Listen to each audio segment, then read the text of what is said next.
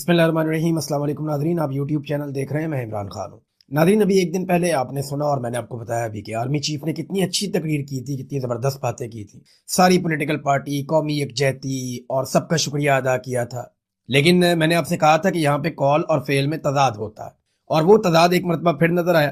لاہور میں پاکستان تحریک انصاف کے کچھ کارکنوں نے ایک ریلی نکالی تھی اور مہنگائی کے خلاف تھی۔ یعنی مہنگائی کے خلاف نکلنا، اگر اپوزیشن مہنگائی کے خلاف نہیں نکلے گی یا احتجاج نہیں کرے گی تو پھر تو اپوزیشن کو کوئی کام ہی نہیں ہے۔ اب پاکستان تحریک انصاف کے لوگ جیسے ہی باہر آتے ہیں تو ان کے اوپر دہشت گردی کے مقدمے درج کیے جاتے ہیں۔ انہیں اس طرح سے دیکھا جاتا ہے جیسے انڈیا سے کوئی گھسپیٹیے پاکستان میں آ گئے ہیں یا بم لے کر کوئی دہشت گرد گھوم رہے ہیں۔ تحریک انصاف کا جھنڈا اٹھانا ایسے ہی ہے جیسے آپ نے خون لگی ہوئی تلوار اٹھا لی ہے پاکستان میں۔ اور پھر پاکستان کی ملٹری اسٹیبلشمنٹ کس طریقے سے حرکت میں آتی ہے یہ دیکھیں آپ۔ یہ لاہور میں ایک فضا عالم نامی خاتون ہے پاکستان تحریک انصاف کی، ان کے گھر کے میں مناظر دیکھ رہا تھا رات گئے دن کو، انہوں نے مہنگائی کے خلاف احتجاج کیا۔ اب اتنی زیادہ مہنگائی ہے پاکستان میں کہ ہمارے جو دوست فوج کے اندر ہیں وہ بھی فون کر کے کہتے ہیں کہ یار بہت مہنگائی ہوگی ہے، تباہی پھر گئی ہے۔ وہ بےچارے بھی برداشت نہیں کر پا رہے، حالانکہ ان کو بہت ساری مراد، بہت ساری چیزیں انہیں ملتی ہیں۔ اچھے خاصے سفید پوش لوگ، امیر لوگ، وہ بےچارے اب بتاتے ہیں کہ ہم مہنگائی کے ہاتھوں تنگ آ چکے ہیں، لوگوں کی حالت پتلی ہو گئی ہے۔ جو لوگ ایک ہاتھ سے دیا کرتے تھے وہ اب لینے پر مجبور ہے۔ تو فضا عالم کے گھر کے اندر چھاپا مارا اور مرد پولیس اہلکاروں نے چادر اور چار دیواری کا تقدس پامال کیا، جیسا کہ یہ ہمیشہ کرتے ہیں، کیونکہ ملٹری اسٹیبلشمنٹ ان کی بیک پر کھڑی ہے۔ جنرل عاصم منیر جو ہیں وہ سپورٹ کرتے ہیں ایسی چیز کو۔ تو ان کے گھر پہ چھاپا مارا گیا، چادر اور چار دیواری کا تقدس پامال کیا گیا اور مرد اہلکار ایک خاتون کارکن کو اٹھا کر لے گئے۔ صنم جاوید کو اسپتال میں لایا گیا، ان کی حالت بہت زیادہ خراب ہو گئی جیل میں۔ میں چند دن پہلے بھی آپ کو رپورٹ کر چکا ہوں، ان کی فیملی بار بار بتا رہی ہے کہ صنم جاوید سے بدلہ لیا جا رہا ہے۔ اور جس وقت صنم جاوید کو گرفتار کیا گیا تھا اس وقت یہ دعویٰ بھی کیا گیا تھا کہ یہ بڑے صاحب کے حکم پر ہوا ہے، کیونکہ خیبر پختونخوا سے صنم جاوید کو گرفتار کیا گیا تھا۔ اور بڑے صاحب آپ جانتے ہیں، یہ وہی بڑے صاحب ہیں جن کے بارے میں ابصار عالم نے کہا کہ محسن نقوی اسلام آباد ہائی کورٹ کے ججز کے پاس جاتا ہے اور جا کر بتاتا ہے کہ بڑے صاحب کا حکم ہے تو فیصلہ آپ نے ہمارے مطابق دینا ہے۔ تو اسی طرح بڑے صاحب عاصم منیر بھی بولتے ہیں۔ تو صنم جاوید کے اوپر جو ہے وہ پاکستان کی ملٹری اسٹیبلشمنٹ کو بہت غصہ تھا، کیونکہ وہ عاصم منیر صاحب پہ تنقید کرتی تھی۔ اب پتہ نہیں اسے کیا کھلایا جا رہا ہے، کیا کیا جا رہا ہے، اس کی آنکھ میں بھی پرابلم ہے، اس کے معدے میں بھی پرابلم ہے، اور وہ اچھی خاصی تھی، ٹھیک ٹھاک بیمار ہوتی چلی جا رہی ہے۔ اور یہ اور بھی بہت سارے قیدیوں کے ساتھ ہو رہا ہے۔ اس وقت جو ہے نا وہ نظام ظالمانہ ہتھ کنڈوں پہ اترا ہے، اور اس کا سب سے بڑا وکٹم عمران خان ہے۔ عمران خان کی بہن عظمیٰ خانم نے جو کیس کیا تھا اسلام آباد ہائی کورٹ میں، اب وہ اپیل میں چلی گئی ہیں سپریم کورٹ آف پاکستان میں۔ اور جو صورتحال ہے وہ میں آپ کے سامنے رکھ دیتا ہوں۔ عمران خان کو علاج کے لیے اسپتال منتقل کرنے کے لیے عظمیٰ خانم سپریم کورٹ میں درخواست دائر کر چکی ہیں، اور انہوں نے نواز شریف کی جو جیل میں بیماری ہے اس کی مریم نواز اور ذاتی معالج کو میاں نواز شریف سے جیل میں ملاقات کی اجازت اور میڈیکل چیک اپ کی درخواست، اور اس پر لاہور ہائی کورٹ کا جاری کیا گیا ملاقاتیں کرانے کا آرڈر۔ میاں نواز شریف کو عدالتی اجازت سے لاہور سے لندن روانگی کی خبر کے اخباری تراشے، عمران خان سے ملاقاتوں پر پابندی اور وفاقی وزراء کی اس پابندی کو جواز پیش کرنے کے لیے پریس کانفرنس سمیت انہوں نے بہت ساری تفصیلات پر مبنی دستاویزات اکٹھی کر کے سپریم کورٹ آف پاکستان کو ماضی یاد کرانے کی بھرپور کوشش کرتے ہوئے عمران خان کو علاج کے لیے شفا ہسپتال منتقل کرنے، ذاتی معالجین کی رسائی اور فیملی سے ملاقات کرنے کی اجازت دینے کی استدعا کی ہے۔ دیکھیں، عدالت کو غیرت دلانے کی کوشش کی۔ انہوں نے بتایا کہ نواز شریف نام کا آدمی جیل میں تھا، اس کو کتنی سہولیات تھی، کیسے ان کے ڈاکٹر جاتے تھے، فیملی جاتی تھی، کیسے انہیں اسپتال کے اندر پورا محل بنا کر دیا گیا تھا۔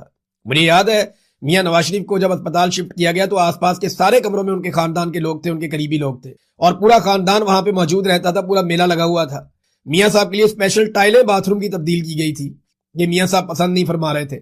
تو بہت سارے اور بھی انتظامات کیے گئے تھے، ماضی میں بتا چکا ہوں، میرے خیال میں بار بار اس میں جانے کا فائدہ نہیں۔ لیکن نواز شریف کو جس لیول کی سہولت کاری اس نظام نے کی تھی، عمران خان کو بنیادی حقوق بھی ان کے نہیں دیے جا رہے۔ اس پہ عظمیٰ خانم نے سپریم کورٹ آف پاکستان کے سامنے ساری تفصیلات رکھ دی ہیں۔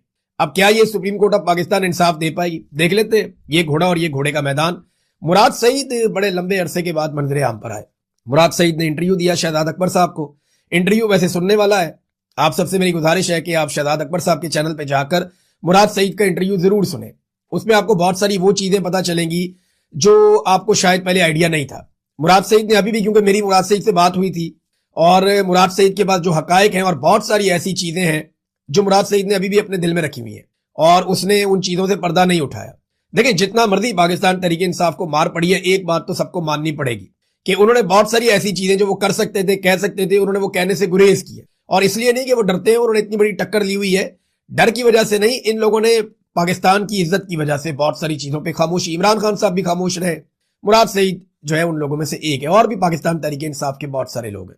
अभी मुराद सईद ने बहुत सारी बातें नहीं बताई, लेकिन जो बताया वो तल्ख हकायक है जो पाकिस्तान के अंदर हुआ, कि कैसे पाकिस्तान में लंदन प्लान के जरिए से एक मिलिट्री जर्नल और पॉलिटिकल पार्टी के बीच में मुआहदा होता है, फिर कैसे अमेरिका को बीच में लाया जाता है, फिर किस तरीके से पाकिस्तान में दहशतगर्दी को बाय डिजाइन लाया गया, और किन हालात का सामना इमरान खान ने और मुराद सईद ने किया। और अब इमरान खान को खामोश रखने या खामोश करवाने के पीछे असल कहानी क्या है, अफगान पॉलिसी पाकिस्तान ने क्यों बदली।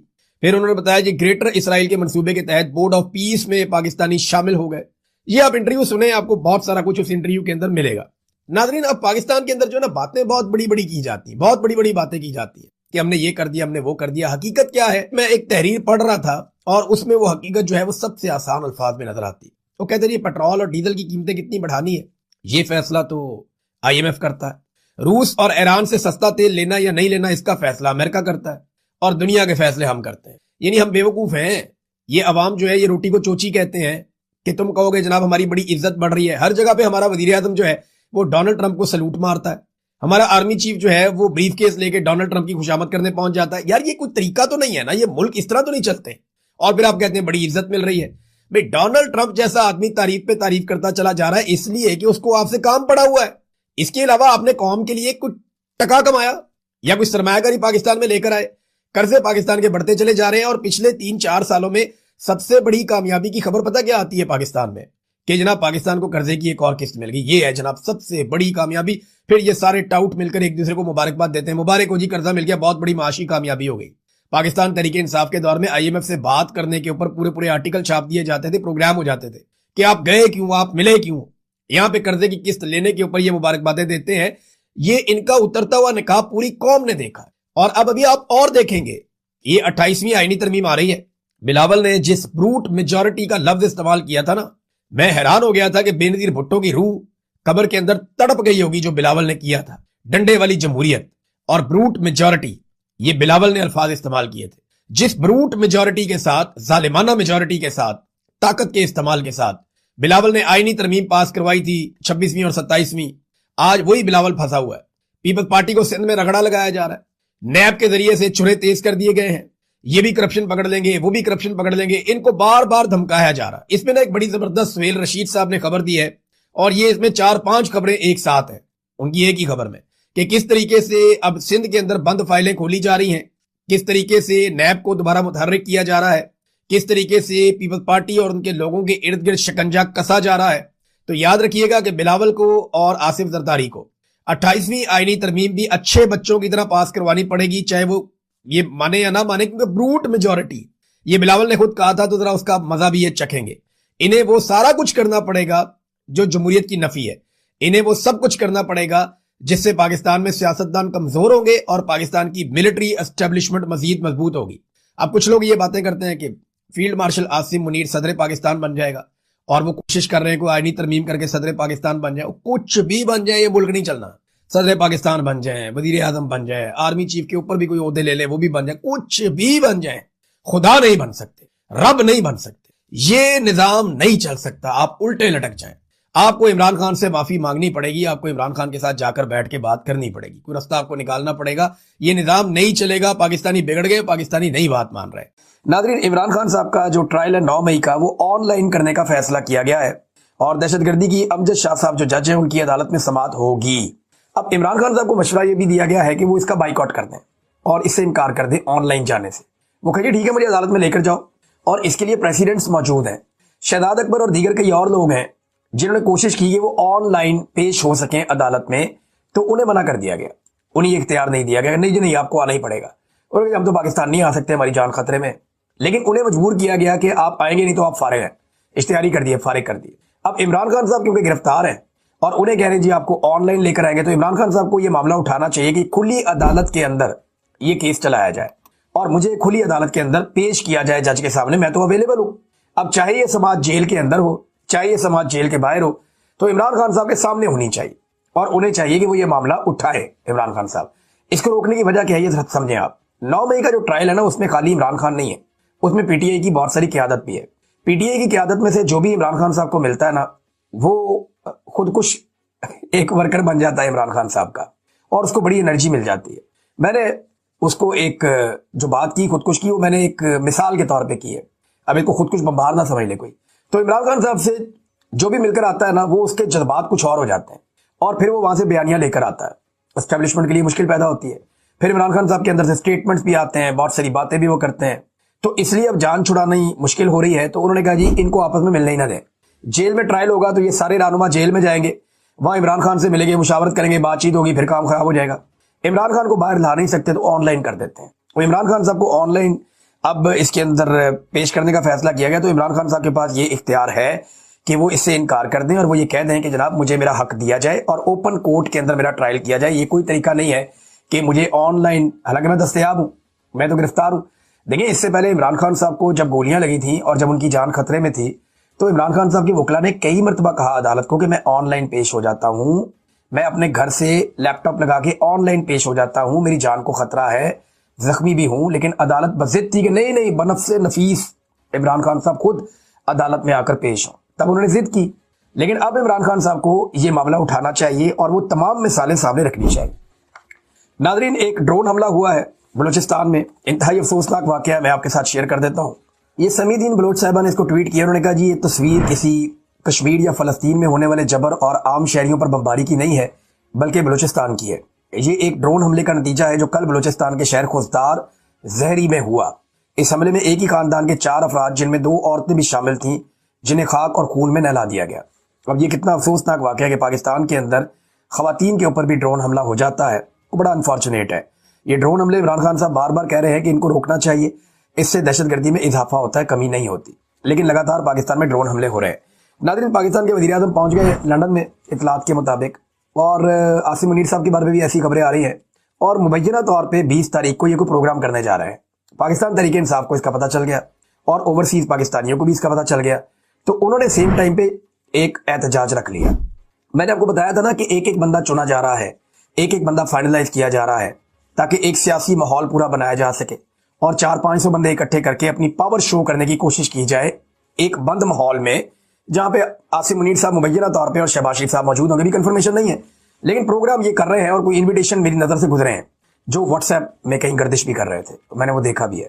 اس میں بڑی سخت شرائط رکھی گئی ہیں, موبائل نہیں لے جا سکتے آپ جناب, آپ کو پراپر چیک کیا جائے گا, بہت ساری چیزیں انہوں نے اس کے اندر شامل کی ہیں. لہذا وہ جو پروگرام ہے اس کے خلاف پاکستان تحریک انصاف نے بھی اپنا پوسٹر جاری کر دیا ہے. ذرا یہ پوسٹر اگر آپ دیکھیں تو آپ کو آئیڈیا ہو جائے گا کہ تحریک انصاف یا اوورسیز پاکستانیوں کے دماغ میں کیا چل رہا ہے. اس پوسٹر پہ لکھا ہوا ہے کہ 20 سپتمبر کو سیٹرڈے کو 3 بجے ایک احتجاج کرنے جا رہے ہیں, اور اوپر عاصم منیر اور عمران خان کی فوٹو بنائی ہوئی ہے.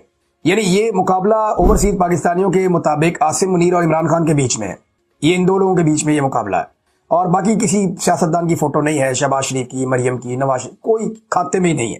انہیں پتہ ہے اس وقت اقتدار عاصم منیر صاحب کے پاس ہے, تو ان کے خلاف کیا ہے. عاصم منیر صاحب کے اوپر انہوں نے کراس لگایا ہوا ہے, اور نو ایکسٹینشن نو ڈکٹیٹر انہوں نے یہ لکھا ہے پاکستان تحریک انصاف نے, اور 20 تاریخ کو یہ احتجاج کرا. یہ تحریک انصاف کا ایک بڑا امتحان بھی ہوگا اور اوورسیز پاکستانیوں کا بھی. اس سے پہلے وہ بہت بڑے بڑے مظاہرے کرتے رہے ہیں یہاں برطانیہ میں, لیکن سوال یہ, اور اس میں ایک اور چیز جو انہوں نے لکھی وہ بڑی امپورٹنٹ ہے. انہوں نے کہا جی کہ یہ میں نے اس پوسٹر میں تو نہیں, ایک اور پوسٹر میں نے دیکھا تھا, وہاں لکھی ہوئی تھی کہ آپ کی سیکیورٹی کے لیے آپ کو ماسک پرووائڈ کیے جائیں گے. جو لوگ نہیں چاہتے کہ ان کا چہرہ نظر آئے, کیونکہ یہ ایمبیسی والے ویڈیوز بنا کے اور وہ ایجنسیوں کو بھیجتے ہیں, وہ پھر ان کی فیملی ان کے خاندانوں کو ڈھونڈتے ہیں, وہاں پہ انہیں ہراساں کرتے ہیں پاکستان میں, تو اس کے لیے ان کو ماسک دیے جائیں گے. میں نے پتا کیا تو پتا چلا کہ عمران خان صاحب کے چہرے کے ماسک ہیں جو ان کو پہنائے جائیں گے اور لوگ وہاں پہ احتجاج کرنے کے لیے آ جائیں گے. اب یہ ناظرین اس وقت سچویشن ہے. تو عاصم منیر صاحب کے خلاف احتجاج 20 تاریخ کو ایمبیسی کے باہر جو ہے وہ کیا جا رہا ہے, پاکستان ایمبیسی جو ہے لندن میں, وہاں پہ انہوں نے فی الحال ابھی تک جو پروٹیسٹ کا ایریا بتایا ہے وہ یہی ہے, ہائی کمیشن پاکستان کا جو ہے اس کے باہر یہ احتجاج کیا جائے گا. تو تحریک انصاف کے لیے بڑا امتحان یہ ہے کہ اندر بندے زیادہ ہیں یا باہر بندے زیادہ ہیں. مقابلہ تو اب یہ ہے, تو اب پتہ چلے گا کہ پی ایم ایل این زیادہ بندے اکٹھے کر سکتی ہے, یہاں پہ اپنے سارے سرکاری وسائل کو استعمال کرتے ہوئے مختلف ملکوں سے وہ لوگ اکٹھے کر رہے ہیں, وہ زیادہ بندے اکٹھے کر سکتے ہیں برطانیہ میں, یا پاکستان تحریک انصاف یا اوورسیز پاکستانی زیادہ بڑی تعداد میں نکل کے احتجاج کے لیے آتے ہیں. नाज़रीन, एक और बड़ी अजीब खबर जो कल हुआ वाकया पाकिस्तान में हैरान कुन है कि एक दिन के लिए सिर्फ फैसला आया जस्टिस बाबर सत्तार साहब का, और वो इंसाफ पर मबनी फैसला था, जिसमें एक मेजर जनरल हफीजुर रहमान साहब को, जो चेयरमैन पीटीए गलत तरीके से लगाया गया, उन्हें फारिग कर दिया गया, मुअत्तल कर दिया गया, और वज़ीर आज़म को कहा गया जी आप नया लगाएं। तो आज जनाब उस फैसले की औकात ये है, यानी एक हाई कोर्ट के जज के फैसले की औकात एक रिटायर्ड जर्नैल के सामने कख भी नहीं है, और आज जो है 24 घंटे के अंदर अंदर उन्हें वापस बहाल कर दिया गया।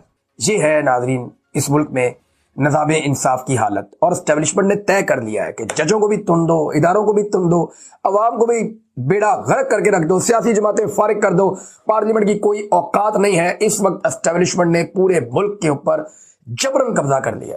रूल ऑफ लॉ नाम की कोई चीज नहीं बची। इस मुल्क में कौन इन्वेस्टमेंट करेगा? अब ले दे के हमारे पास सिर्फ फौज रह गई है जो हम ऑफर कर सकते हैं और कुछ नहीं कर सकते, या उनके हर